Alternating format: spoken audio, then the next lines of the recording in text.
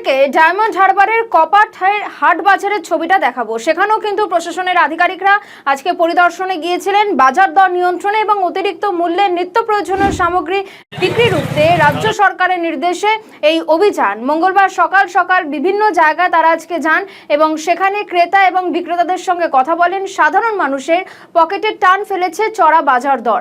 চাল, ডাল, তেল, আনাজ সহ বিভিন্ন নিত্য প্রয়োজনীয় সামগ্রীর দাম নিয়ে ক্রেতাদের মধ্যেও অভিযোগও রয়েছে।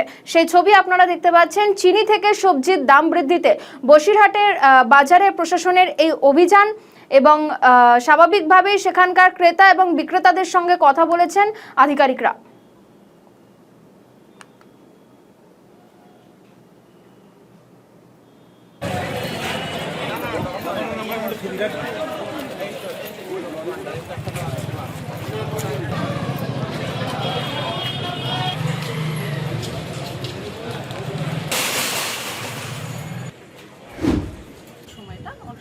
বর্ষাকালে তো প্রাইস রাইজ হয়, সেই মূল্য বৃদ্ধি যাতে না হয়। আর যেখানে যেখানে মনে হয়, যেমন এসডিও ম্যাডাম বললেন, ওনার টিম নিয়ে এসেছেন।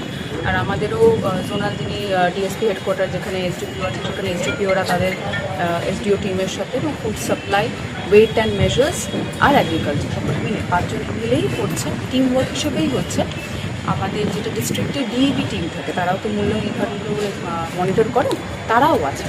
কী কারণে? দুটি কারণ মেনলি।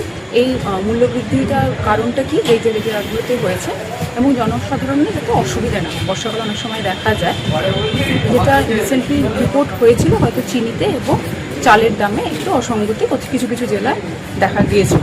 সেটা যাতে কন্ট্রোলে থাকে সেই নিয়ে একটি অ্যাওয়ারনেস করা এবং মূল্যবৃদ্ধি যাতে মানুষকে, সাধারণ মানুষকে যাতে বিভ্রান্ত না হয় সেটা সচেতন একটা সার্ভে যেটা উনি বললেন বা অ্যাওয়ারনেস ক্যাম্পে। শুধু তাই নয়, আমাদের রাজ্যের এবং আমাদের মাননীয় মুখ্যমন্ত্রীর যেটা নীতি আছে, পয়লা সেপ্টেম্বর থেকে 7ই সেপ্টেম্বর অবধি ক্রেতা সুরক্ষা সপ্তাহ একটি উদযাপন করা হবে।